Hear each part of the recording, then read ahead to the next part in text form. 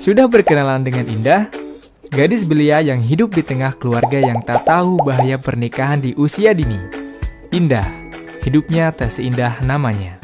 Di usianya yang masih belia, Indah dipaksa menikah oleh kedua orang tuanya.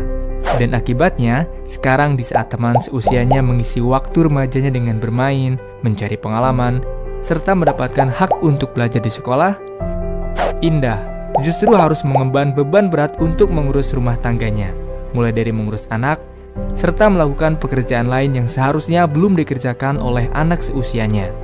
Belum lagi ketika terjadi masalah pada rumah tangganya. Ini adalah sebagian akibat pernikahan dini yang dialami oleh Indah. Indah tidak sendirian, masih banyak indah-indah lain di negeri ini. Apakah kamu tahu, di Indonesia praktik pernikahan dini masih kerap kali terjadi.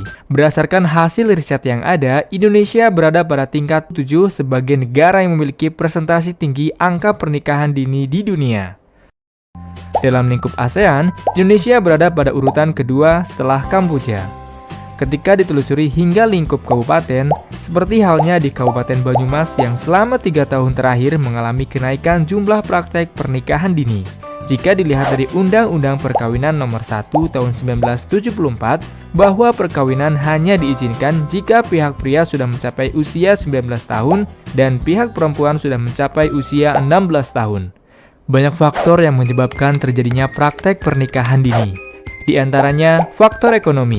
Keluarga yang kurang mampu cenderung menginginkan anaknya untuk cepat menikah dan beranggapan agar beban ekonomi keluarga berkurang ketika anaknya sudah berumah tangga. Paksaan dari orang tua. Sebuah keluarga yang mempunyai anak gadis tidak akan merasa tenang sebelum anak gadisnya menikah, karena orang sekitar di mana ia tinggal akan menganggap anak gadisnya sebagai perawan tua. Hubungan seks pranikah. Seks bebas pada remaja rentan terhadap terjadinya kehamilan yang tidak diinginkan, yang menyebabkan mereka terpaksa harus menikah sebelum waktunya. Pernikahan dini dapat membuat dampak negatif terjadi, baik dari dampak sosial, psikologis, bahkan sampai pada fisik. Kondisi buruk demikian yang paling rawan mengalami adalah pihak perempuan.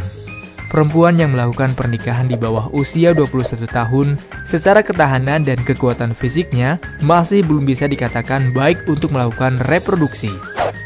Hal ini beresiko terjadinya beberapa penyakit seperti infeksi pada kandungan dan kanker serviks. Juga berakibat pada bayi yang dilahirkan, seperti prematur dan malnutrisi. Wanita yang hamil pada usia yang belum matang beresiko memiliki tekanan darah tinggi hingga dapat menyebabkan eklamsia.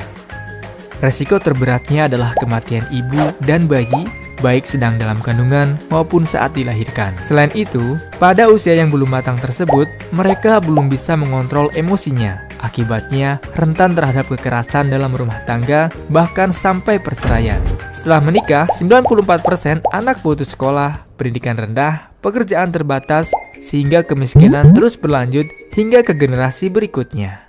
Peran orang tua sangat penting dalam langkah pencegahan pernikahan usia dini. Berilah edukasi seksual dan kesehatan reproduksi pada anak. Berilah pemahaman agama sejak dini sehingga akan menjauhkan anak dari hal-hal yang kurang baik. Pantau pergaulan dan kegiatan anak sehingga anak tidak terjerumus dalam pergaulan bebas. Maka dari itu, mari kita cegah pernikahan dini dengan menikah di usia yang ideal. Minimal 21 tahun untuk perempuan dan 25 tahun untuk pria. Supaya untuk terus meningkatkan angka harapan hidup bagi ibu dan bayi. Untuk memastikan hak atas kesehatan reproduksi anak perempuan, meningkatkan kesempatan anak untuk menikmati hak atas pendidikannya setidaknya sampai lulus SMA. Gapailah cita-cita kalian dan cegah pernikahan dini demi masa depan yang lebih baik.